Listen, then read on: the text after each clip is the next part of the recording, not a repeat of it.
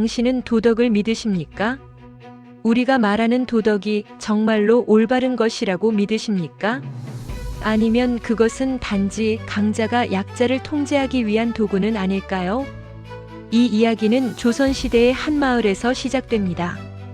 그리고 정절이라는 도덕과 욕망이라는 본능 사이에서 벌어진 비극에 관한 것입니다. 경주의 시골 마을, 산으로 둘러싸인 작은 마을, 그곳의 모든 사람들은 서로를 알고 있었습니다. 비밀이 없었습니다. 아니, 비밀이 있으면 즉시 드러났습니다. 그 마을에 살고 있는 한 명의 여자가 있었습니다. 한씨 과부, 38세, 남편을 잃은 지 10년이 되었습니다. 그리고 그 10년 동안 그녀는 정절의 상징이었습니다. 마을 사람들은 그녀를 이렇게 말했습니다. 한씨 과부는 정말로 절개 있는 여자야. 남편이 죽은 지 10년인데도 재혼하지 않았어. 그럼 혼자 사는 거네? 응. 시어머니와 함께. 그리고 아들과. 마을 사람들은 그녀를 존경했습니다. 아니, 더 정확히는 그녀를 이용했습니다. 정절의 표본으로, 도덕적 우월성의 증명으로, 자신들의 신분을 정당화하는 도구로. 한씨 과부의 일상은 반복적이었습니다. 아침이 오면 그녀는 일어나 시어머니를 돌봤습니다. 밥을 차리고 옷을 입히고 말벗이 되었습니다. 낮이 되면 그녀는 밭을 일궜습니다. 아들과 함께. 아들은 이제 17세가 되었고 아버지 없이 자란 남자였습니다. 저녁이 되면 그녀는 다시 시어머니를 돌봤습니다. 밥을 해주고 약을 지어주고 밤이 되도록 곁에 앉아 있었습니다. 밤이 깊어지면 그녀는 자신의 방으로 들어갔습니다. 그리고 혼자였습니다. 10년 동안 매밤 혼자였습니다. 하지만 봄이 왔습니다. 그 해의 봄. 그리고 그 봄 마을에 손님이 왔습니다. 낯선 사내였습니다. 나이는 35세쯤으로 보였습니다. 얼굴은 윤기 있었고 옷은 비싸 보였습니다. 하지만 그의 눈은 슬퍼 보였습니다. 어디서 오셨습니까? 마을의 이장이 물었습니다. 한양에서 내려왔습니다. 살림에 머물러야 할 상황이라서. 살림. 그 말은 많은 것을 의미했습니다. 벼슬을 버린 양반, 아니면 벼슬에 탈락한 양반, 혹은 정치 싸움에서 졌던 양반. 마을 사람들은 그를 의심했습니다. 하지만 동시에 경시했습니다. 살림의 낭인이군. 우리 마을에는 별로 도움이 안 될 것 같은데. 그 사내는 이름을 밝히지 않았습니다. 그냥 기준이라고 불러도 좋습니다. 마을 사람들은 그를 기준 선생이라고 부르게 되었습니다. 그리고 한 집에서 그를 들였습니다. 한씨 과부의 집. 왜일까요? 그것은 매우 자연스러운 선택이었습니다. 한씨 과부는 남편을 잃었고 혼자였습니다. 그리고 기준은 떠돌이 양반이었습니다. 그렇다면 그를 들이는 것이 자선이 될 수 있었습니다.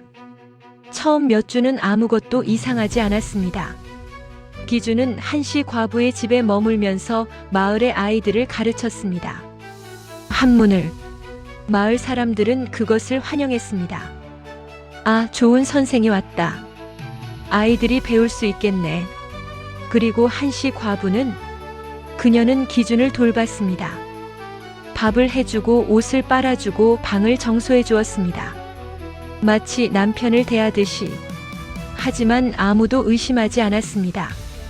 그녀는 정절의 상징이었으니까요. 여름이 왔습니다. 그리고 마을 사람들은 조금씩 느끼기 시작했습니다. 뭔가 이상하다는 것을. 한씨 과부가 변했습니다. 표정이 밝아졌습니다. 웃음이 늘었습니다. 그리고 가장 중요한 것은 그녀의 눈빛이 달라졌다는 것입니다. 한씨 과부, 요즘 좋으신 일 있으신가요? 누군가가 물었습니다. 아니요. 그냥 기분이 좋을 뿐입니다. 한씨 과부가 대답했습니다. 하지만 그 대답은 더욱 의심을 불러일으켰습니다.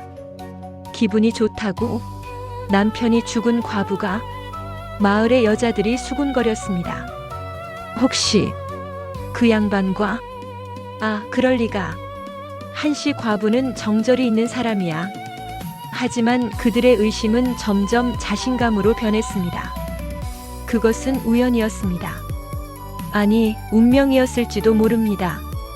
어느 날 밤 김노인이 일어났습니다.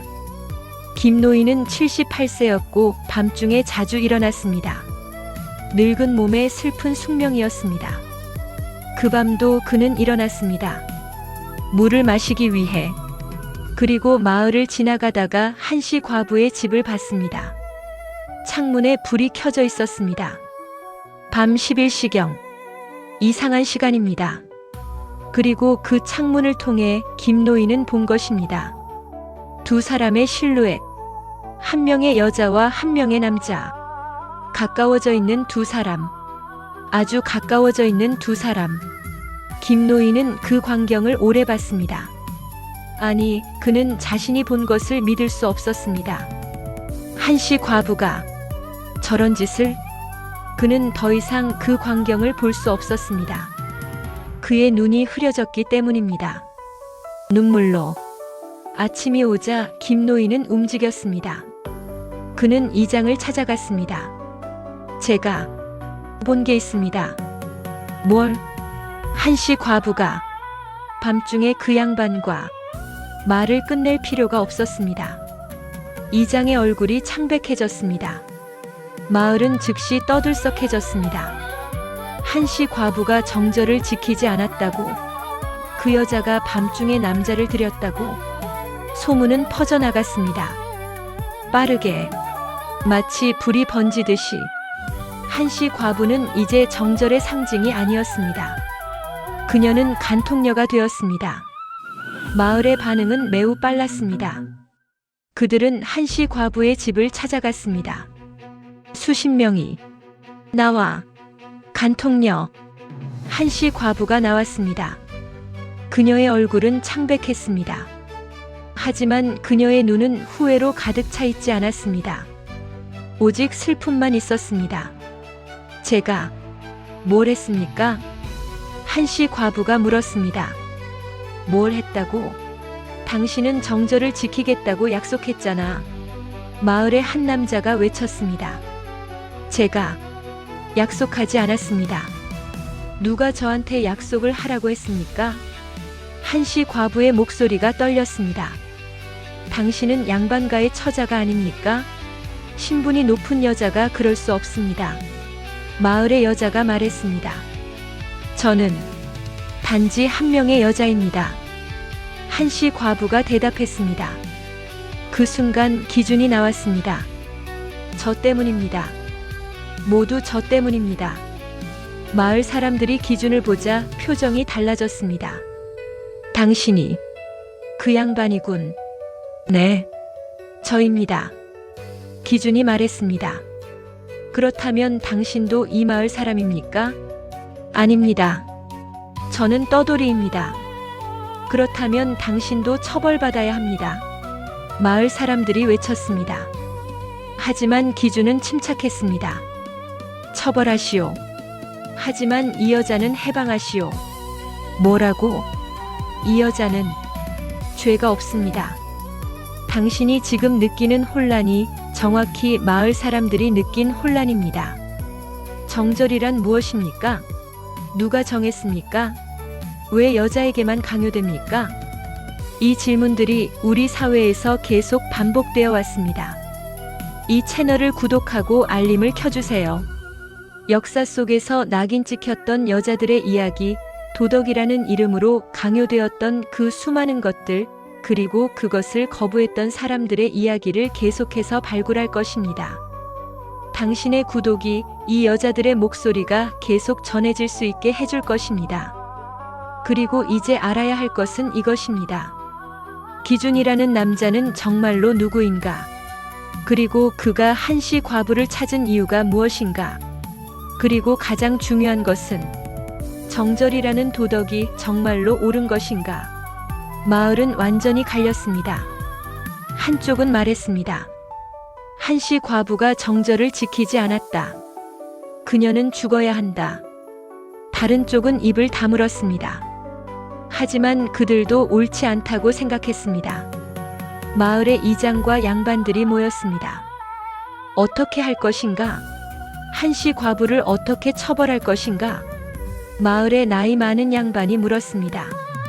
정절을 지키지 않은 여자는 죽어야 한다. 그것이 법이다.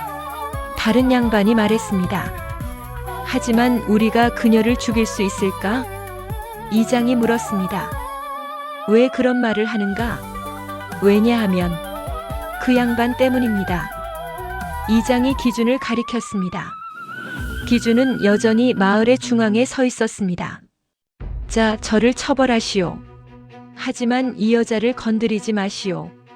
마을 사람들은 기준을 봤습니다. 그의 눈빛이 이상했습니다. 도움을 청하는 눈빛이 아니라 협박하는 눈빛. 마치 자신이 무언가를 알고 있는 것처럼. 당신은 누구입니까? 이장이 물었습니다. 기준은 대답하지 않았습니다. 그 다음 날 마을 사람들은 기준의 정체를 알아내기로 결정했습니다. 한 명의 양반이 한양으로 올라갔습니다. 기준이 누구인지 확인하기 위해. 한 달이 지났습니다. 그 양반이 돌아왔습니다. 그의 얼굴은 창백했습니다. 그 양반의 정체를 알았습니까? 이장이 물었습니다. 네, 알았습니다. 양반이 대답했습니다. 누구입니까? 그는 동인 파벌의 중요한 인물의 아들이었습니다. 하지만 5년 전 무언가 이유로 살림으로 내려갔습니다. 침묵이 흘렀습니다. 그렇다면 그는 우리가 해칠 수 없는 인물이라는 뜻입니까? 네, 그렇습니다. 마을의 분위기가 바뀌었습니다. 한씨 과부를 처벌할 수 없게 된 것입니다. 왜냐하면 그녀의 수인인 기준이 너무 높은 신분이었기 때문입니다. 만약 한씨 과부를 죽인다면 그 보복으로 마을이 멸망할 수도 있었습니다. 하지만 마을의 도덕적 분노는 사라지지 않았습니다. 그것은 다른 형태로 변했습니다. 한씨 과부에 대한 낙인. 저 여자를 보지 마시오. 저 여자는 간통녀입니다. 저 여자의 음식을 먹지 마시오. 저 여자는 정절을 지키지 못한 여자입니다. 저 여자의 아들을 놀아주지 마시오. 그 아이는 불의의 산물입니다. 한씨 과부는 마을에서 고립되었습니다. 모든 사람들이 그녀를 피했습니다. 심지어 그녀의 시어머니도. 너 정말로 그런 짓을 했단 말인가? 시어머니가 한씨 과부에게 물었습니다. 네, 제가 했습니다. 한씨 과부가 대답했습니다. 그렇다면 넌 우리 집의 수치다. 나가거라. 시어머니가 한씨 과부를 내쫓았습니다. 한씨 과부는 이제 집도 가족도 마을도 없었습니다. 그녀는 기준의 방으로 들어갔습니다. 저는 어디로 가야 할까요? 한씨 과부가 기준에게 물었습니다. 기준은 대답했습니다. 여기, 내 옆에 있으시오. 하지만 이렇게 되면 더 큰 낙인이. 알고 있습니다. 기준이 말했습니다. 하지만 당신을 버릴 수 없습니다. 마을 사람들은 더욱 분노했습니다. 그 양반이 이 마을에서 노골적으로 간통녀를 지키고 있다. 하지만 아무도 기준을 건드릴 수 없었습니다. 그의 신분이 너무 높았기 때문입니다. 그 과정 속에서 마을 사람들은 점점 의심하기 시작했습니다. 그 양반, 정말로 단순한 간통이라서 그 여자를 지키는 걸까? 뭔가 다른 이유가 있는 건 아닐까? 마을 사람들은 기준과 한씨 과부의 과거를 파고들기 시작했습니다. 조사를 통해 드러난 것은 이것이었습니다. 기준은 5년 전 한양에서 급작스럽게 내려갔습니다. 그 이유는 공식적으로는 알려지지 않았습니다. 하지만 마을 사람들이 파고든 결과 한 가지 정보를 얻었습니다. 기준은 한양에서 한 명의 여자 때문에 내려갔다는 것. 그 여자가 혹시 한씨 과부입니까? 마을의 한 양반이 물었습니다. 기준이 인정했습니다. 네, 맞습니다. 마을은 또다시 술렁거렸습니다. 그렇다면 기준이 한씨 과부를 찾아온 건가요? 네, 그렇습니다. 기준이 대답했습니다. 기준의 진술에 따르면 이것이 사실이었습니다. 기준은 한양에서 한씨 과부를 만났습니다. 아니, 정확히는 한씨 과부가 한양에 있을 때였습니다. 한씨 과부는 어떻게 한양에 있었을까요? 그것은 또 다른 이야기였습니다. 한씨 과부가 젊었을 때 그녀는 한양의 양반과 집에 나인으로 들어갔습니다. 거기서 그녀는 기준을 만났습니다. 당시 기준은 더 나이가 많았고 더 유명했습니다. 그리고 한씨는 아름다웠습니다. 기준은 한씨를 사랑했습니다. 하지만 신분이 맞지 않았습니다. 기준은 양반이었고 한씨는 평민이었습니다. 그래서 둘은 떨어져야 했습니다. 기준은 한양을 떠났습니다. 그리고 한씨는 남편을 만났습니다. 마을의 평민 남자. 그들은 결혼했습니다. 하지만 남편은 며칠 뒤 죽었습니다. 병으로. 그렇게 한씨는 10년을 혼자 살았습니다. 과부로. 기준은 그 10년 동안 한씨를 잊으려고 했습니다. 하지만 할 수 없었습니다. 그래서 결국 그는 그 마을을 찾아갔습니다. 한씨를 다시 만나기 위해. 마을 사람들은 이 이야기를 듣고 깨달았습니다. 기준과 한씨는 단순한 간통이 아니었다는 것을, 그들은 오래전부터 사랑했던 두 사람이었다는 것을. 하지만 이것이 마을의 낙인을 지워주지는 못했습니다. 한씨는 여전히 간통녀였습니다. 기준은 여전히 신분 높은 남자가 하층 여자와 어울리지 않게 사귀는 사람이었습니다. 기준과 한씨의 사연이 드러났을 때 마을은 다시 한번 나뉘었습니다. 한쪽은 말했습니다. 그렇다면 그들은 사랑하는 사이가 아닌가. 정절을 지킬 수 없었을 것이다. 다른 쪽은 말했습니다. 상관없다. 정절은 정절이다. 신분과 상관없이. 마을의 여자들은 더욱 분노했습니다. 왜냐하면 그들은 자신들의 정절을 떠올렸기 때문입니다. 자신들도 남편을 잃었을 때 정절을 지켰습니다. 얼마나 힘들었는지 모르고. 하지만 한씨는 그렇지 않았습니다. 저 여자는 우리와 다르다. 저 여자는 양반 남자를 만났으니까. 마을의 한 과부가 말했습니다. 그래서 정절을 지킬 수 없었나? 그렇다면 우리 같은 평민 과부는 왜 지켜야 하는가? 시어머니의 반발도 심했습니다. 너는 우리 집안의 수치다. 넌 죽어야 한다. 시어머니가 한씨에게 말했습니다. 어머니, 제가 뭘 잘못했습니까? 한씨가 물었습니다. 뭘 잘못했냐고? 넌 남편 있을 때도 정절을 지키지 못했고 남편이 죽은 후에는 더더욱 정절을 지키지 못했다. 하지만 저는 사랑했습니다. 사랑? 정절보다 중요한가? 시어머니가 외쳤습니다. 정절이 없으면 넌 여자가 아니다. 넌 짐승이다. 한씨의 아들은 어떻게 되었을까요? 아들은 이제 고아가 되었습니다. 어머니는 집에서 쫓겨났고 할머니는 어머니를 죽음으로 내몰고 있었으니까요. 마을의 아이들은 한씨의 아들을 놀렸습니다. 넌 간통녀의 아들이야. 넌 죽어야 해. 마을의 신분 있는 양반들은 기준에게 압력을 넣기 시작했습니다. 당신은 신분 있는 사람이 아닙니까? 어떻게 이런 여자와 함께할 수 있습니까? 신분이란 사람의 가치를 결정하지 못합니다. 기준이 대답했습니다. 그것이 도덕적인가? 도덕이란 누가 정하는 것입니까? 기준이 물었습니다. 그리고 극적인 사건이 일어났습니다. 마을의 한 남자가 밤중에 한씨의 방에 들어갔습니다. 칼을 가지고 간통녀, 넌 죽어야 한다. 그 남자가 외쳤습니다. 하지만 기준이 나왔습니다. 그리고 그 남자를 단 한 번의 칼로 제압했습니다. 기준은 군인이었습니다. 아니, 더 정확히는 검술가였습니다. 마을은 공포에 떨었습니다. 기준이 우리 중 한 명을 죽였다. 하지만 그 남자는 죽지 않았습니다. 단지 부상을 입었을 뿐입니다. 그리고 마을의 양반들이 움직였습니다. 기준을 체포하시오. 그는 우리의 마을 사람에게 폭력을 행사했다. 기준을 잡으러 온 것은 관아의 포졸들이었습니다. 기준 선생, 당신을 체포합니다.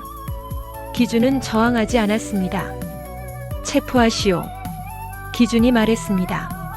하지만 이 여자는 해방하시오. 그녀는 죄가 없습니다.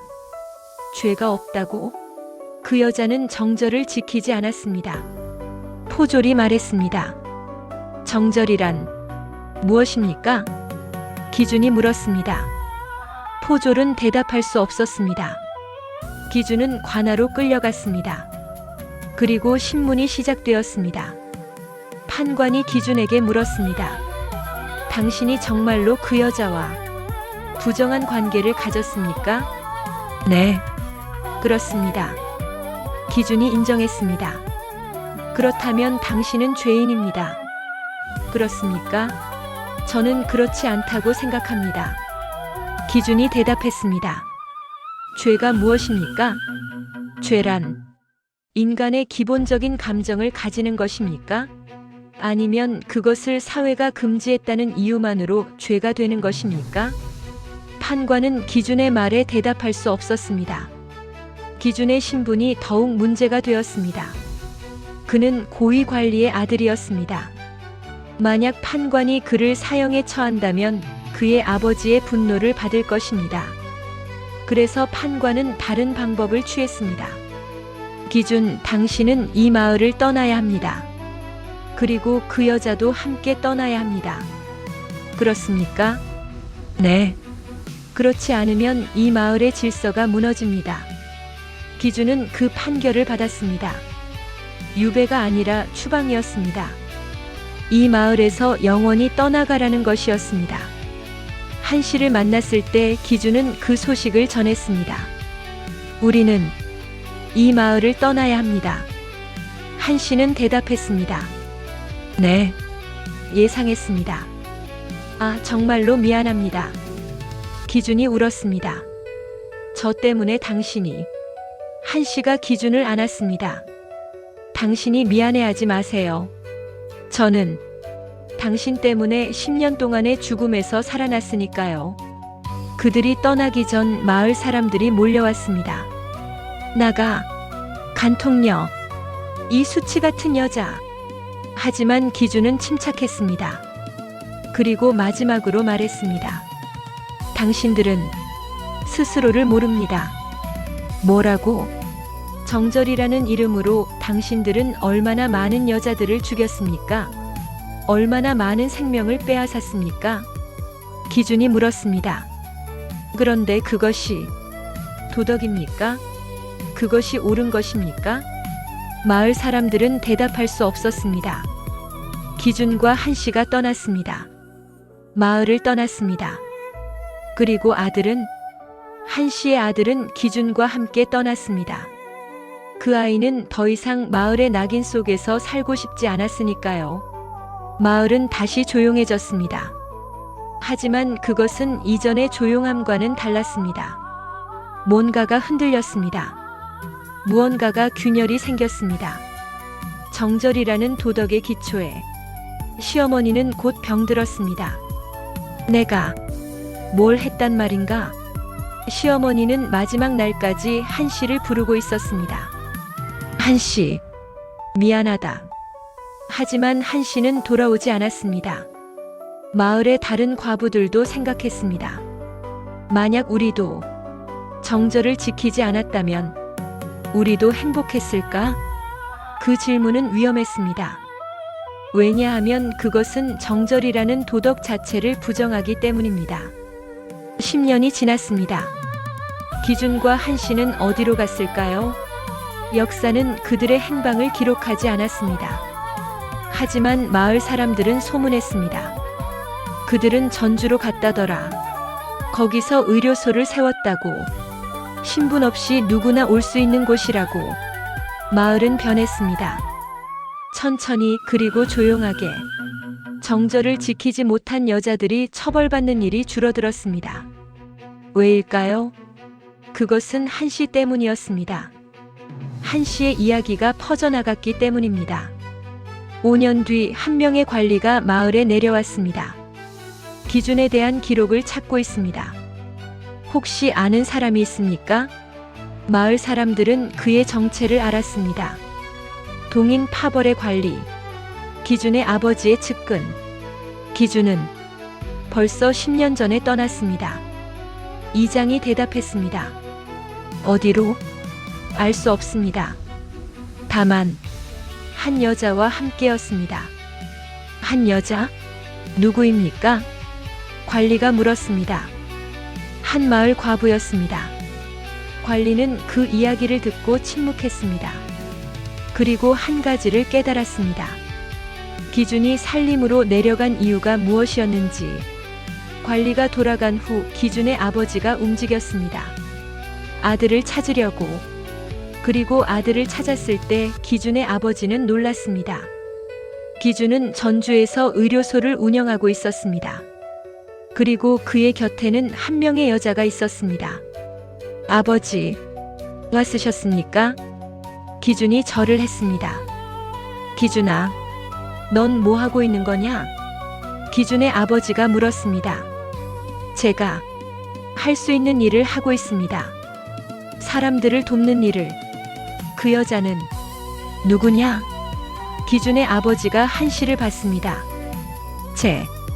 처입니다. 기준이 대답했습니다. 처? 사별한 처냐? 아니요. 새로운 처입니다. 침묵이 흘렀습니다. 기준의 아버지는 오래 생각했습니다. 그리고 결정했습니다. 좋다.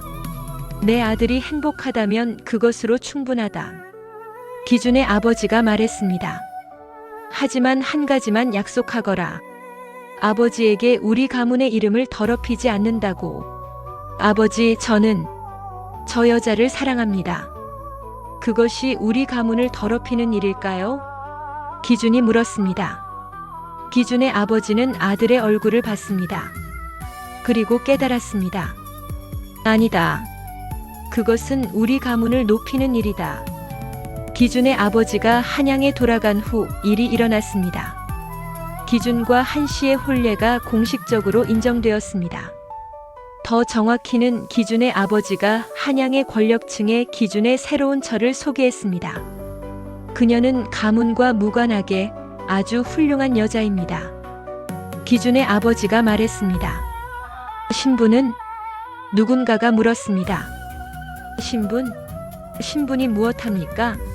그녀는 제 아들의 처이고 그것으로 충분합니다. 이것은 신분제 사회에서는 매우 파격적인 일이었습니다. 양반이 평민 과부와 혼례를 맺다니, 그리고 그것을 가문에서 인정하다니. 마을의 반응은 즉시 나타났습니다. 기준의 아버지가 그 여자를 인정했다고? 신분을 무시했다고? 마을 사람들은 충격을 받았습니다. 하지만 동시에 뭔가가 변하고 있다는 것을 느꼈습니다. 그 다음 해 또 다른 일이 일어났습니다.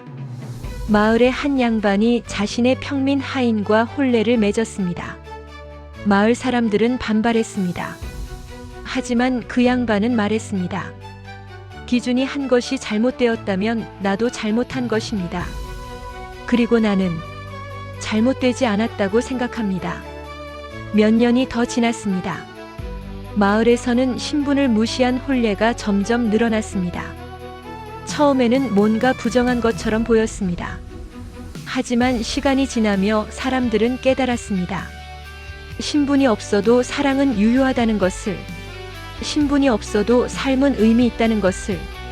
20년이 지났습니다. 기준과 한씨의 아들이 자랐습니다. 그 아이는 아버지를 따라 의료소를 운영했습니다. 신분 없이 모든 사람을 치료하는 곳. 그리고 그 의료소는 점점 유명해졌습니다. 주변의 마을들로 퍼져나갔습니다. 신분 없이 치료받을 수 있는 곳이 있다는 소문이 마침내 관아에서 움직였습니다. 신분을 무시하는 의료 행위는 불법입니다. 관아가 기준에게 통보했습니다. 신분을 무시한다는 것이 무엇입니까? 기준이 물었습니다. 양반도 평민도 노비도 모두 같은 치료를 받는다는 뜻입니다. 이것은 신분제를 위반하는 것입니다. 그렇다면 같은 병에 대해 다른 치료를 해야 한다는 뜻입니까?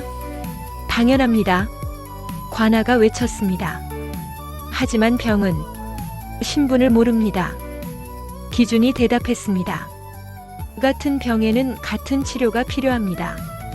신분과 관계없이 관아는 기준을 체포할 수 없었습니다. 왜냐하면 기준의 아버지는 너무 높은 신분이었기 때문입니다. 대신 관아는 다른 방법을 취했습니다. 기준의 의료소를 공식적으로 인정하되 신분별 진료실을 나누라는 명령. 하지만 기준은 거절했습니다. 저는 그렇게 할 수 없습니다. 이 충돌은 한양에까지 전해졌습니다. 그리고 기준의 아버지가 움직였습니다. 아버지, 나를 위해. 기준이 말했습니다. 아니다, 아들. 내가 나 자신을 위해 움직이는 것이다. 기준의 아버지가 대답했습니다. 내가 너를 인정했을 때 나는 신분제 자체에 의문을 품기 시작했다. 그리고 이제 그 의문은 확신이 되었다. 기준의 아버지는 한양의 권력층에 움직였습니다. 신분제의 일부를 완화할 시간이 되었다. 특히 의료와 교육에서. 이것은 국가 정책의 변화로 이어졌습니다. 의료소와 학교에서는 신분을 구분하지 않기로 하는 것. 기준과 한 씨의 사연이 이 모든 변화의 시작이었습니다. 한 마을의 과부와 양반 남자의 사랑이 신분제의 경계를 무너뜨렸습니다. 그리고 30년 뒤 기준의 아버지는 죽었습니다. 그의 마지막 말은 이것이었습니다. 아들, 계속하거라. 이 변화의 길을 계속하거라. 기준은 그 길을 계속했습니다. 그리고 한 씨도. 그들은 나이 들었습니다. 함께. 더 이상 정절이나 신분이나 도덕이 문제가 아니었습니다.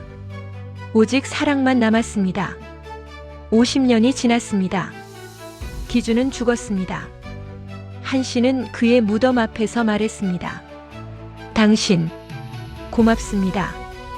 제 삶을 지켜주신 것에. 그리고 얼마 뒤 한 씨도 따라갔습니다. 그들이 남긴 의료소는 여전히 존재했습니다. 그리고 신분 없이 치료받는 일도 계속되었습니다. 시간이 흐른다. 5년. 기준은 이제 39살의 신사라고 불리는 남자다. 마을을 떠난 뒤 그는 한양의 관직을 얻었다. 하지만 모두가 알고 있다. 그는 과부와의 밀회로 마을을 떠났다는 것을. 그의 신분은 회복되지 않았고 그의 명예는 평생 흠집이 났다. 한 씨는 어디에 있을까? 그녀는 여전히 그 마을에 있다. 하지만 이제 그녀는 과부가 아니다. 기준의 떠남 이후 한 씨는 마을의 다른 여인들을 모았다. 남편이 없는 여인들, 홀로 밭을 일구는 여인들, 아이를 낳은 후 버림받은 여인들. 그들은 조용히 마을의 언덕에 집을 지었다. 처음엔 누군가가 돌을 던지기도 했고 누군가는 불을 질렀다. 하지만 그들은 떠나지 않았다. 3년이 지나자 마을의 남자들이 그들을 필요로 하기 시작했다. 밭을 일굴 팔이 필요했고 아이를 돌볼 손길이 필요했다. 그들의 일손은 단순한 정절을 잃은 여인들이 아니라 공동체의 일원이 되었다. 그리고 그때 기준이 편지를 보냈다. 편지 속에는 한 장의 도화가 있었다. 그림 속의 여인은 미소를 짓고 있었고 그 옆에는 아이들이 있었다. 그리고 글귀가 적혀 있었다. 정절이란 무엇인가? 살아있습니다. 그대가 살아있다면 그것으로 충분하다. 마을의 시어머니는 그 편지를 읽고 눈물을 흘렸다고 한다. 그녀는 자신의 며느리를 다시 불렀다. 그리고 함께 살았다. 하지만 여기가 끝이 아니다. 기준의 신분 회복 이야기를 들은 한양의 관료들은 그를 다시 조사하기로 결정했다. 왜 한 양반이 과부와의 밀회로 인해 추방당했는가? 그 과부는 누구인가? 조사 과정에서 놀라운 사실이 드러났다. 한 씨는 양반가의 딸이었다. 남편이 죽기 전 그녀는 어떤 거래의 대상이었다. 남편의 채무를 갚기 위해 팔려간 여인이었다. 남편은 죽었지만 그녀는 살아남았다. 그리고 그녀가 만난 기준은 역시 어떤 거래의 결과였다. 관직을 잃은 양반이 감춘 신분의 비밀, 그리고 그녀와의 만남. 두 사람 모두 신분제의 피해자였다. 관료들의 재판에서 기준은 무죄를 선고받았다. 그리고 한 씨에 대한 정절의 위반 판결도 무효가 되었다. 그녀는 더 이상 과부가 아니었다. 그녀는 한 씨였다. 하지만 마을은 변하지 않았다. 마을의 시어머니는 여전히 한 씨를 바라보며 혀를 찰 것이다. 마을의 양반들은 여전히 그들의 이야기를 기억할 것이다. 법은 그들을 해방시켰지만 마음은 그렇지 않았다. 그리고 기준은 10년이 지난 후 한양에서 역사서 한 권을 출판했다. 제목은 정절에 대하여였다. 책 속에는 이런 문장이 있었다. 진정한 정절이란 무엇인가? 그것은 죽음이 아니라 삶이다. 그것은 침묵이 아니라 발언이다. 그것은 남의 판단이 아니라 자신의 선택이다. 우리가 정절을 강요할 때마다 우리는 여인들의 목에 밧줄을 감는다. 그 밧줄을 풀 때 우리 사회는 비로소 인간이 된다. 그 책은 금지되었다. 하지만 몰래 필사되어 전해졌다. 여인들이 밤중에 몰래 읽었다. 150년이 흐른다.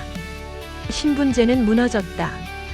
여인들은 밭을 일구고 글을 읽고 때론 관직에 올랐다. 과부도 더 이상 정절의 도구가 아니었다. 그들은 단순히 남편을 잃은 여인들이 되었다. 그뿐이었다. 하지만 역사는 이름을 잇는다. 기준의 책은 여전히 어딘가에 있었다. 헌책방에서, 개인의 서재에서, 할머니의 손에서 손으로 전해졌다. 그것은 더 이상 금서가 아니었다. 다만 잊혀진 책이었다.